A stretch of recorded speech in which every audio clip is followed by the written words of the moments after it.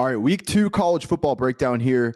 Obviously saw a barn burner game, probably the game of the week last weekend on Saturday night in Gainesville. We're running it back this week with another really tough matchup here for Florida. We got Kentucky traveling to Gainesville.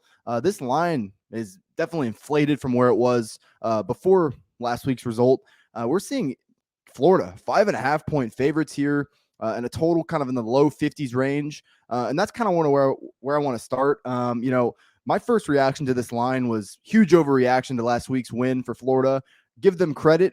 I think Anthony Richardson played well, and he showed that even with question marks as a passer, having that dynamic run ability can kind of flip a game on its head. I think that's my main takeaway from last week, but let's also make no mistake about it. Florida should have lost that game. Utah had 2 red zone chances that they totally squandered, got stood up at the goal line, and threw that interception when they probably should have scored a touchdown there late in the game. So I think that's a misleading somewhat final score. Give Florida credit. They found a way to win, came up with some big stops, but for that game, for Florida to go unranked to number 12 in the country off that game alone is ridiculous. And for this line to have jumped up as far as it has, in my opinion, is somewhat ridiculous as well. Now, I'm not going to play Kentucky. That was my first reaction was, all right, I'm going to take the points with Kentucky. But Kentucky looked like crap last week against Miami, Ohio. Most concerning to me was that they allowed 4 sacks in that game. I had some question marks about their offensive line coming into the year, and that certainly is not going to ease those. I like what Florida has in their front line within their front 4, so pretty concerning there. Kentucky's also going to be without their bell cow running back. Chris Rodriguez Jr. Still looks like he's going to be suspended for this game. This is a guy that ran for almost 1,400 yards last year, nearly 6 yards a carry. That's a big loss for this offense.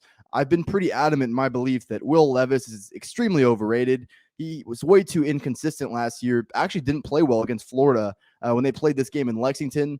Just way too inconsistent for me to trust him in this spot because more of the load is going to fall on his shoulders. He obviously loses Wandale Robinson from last year's team, who was his kind of go-to target.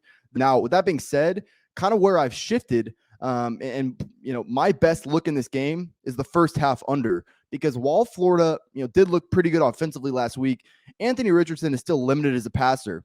If for no other reason than he's still inexperienced, he's still young. I think Billy Napier and Rob Sale are kind of trying to ease him in to what his responsibilities are going to be as a thrower.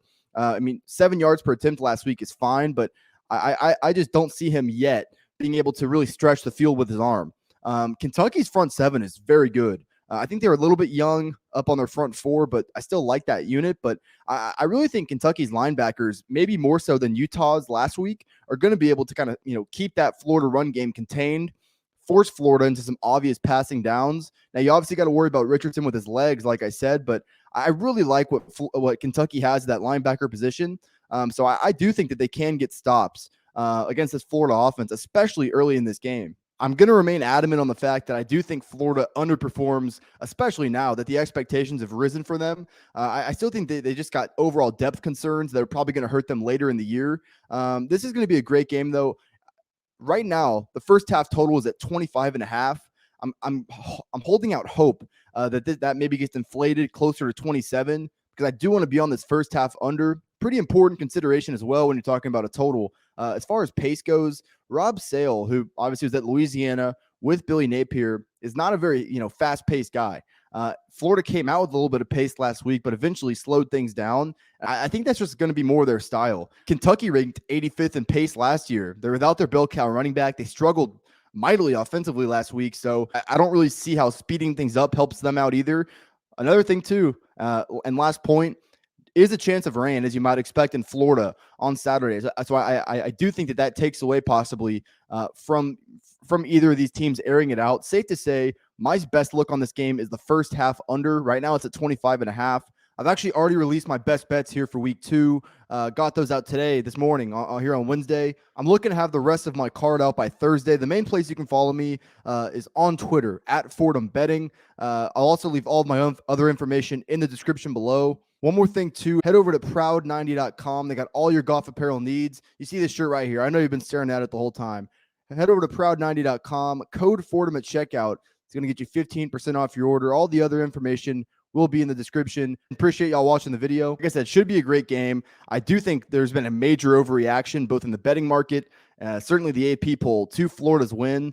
They probably should have lost that game, but just too many question marks for Kentucky on the offensive side of the ball for me to back them in this spot. So I think the way I'm going to look in this game is the first half under. Not on it officially, but that is something that I'm going to wait a little bit and see if I can add that closer to Saturday.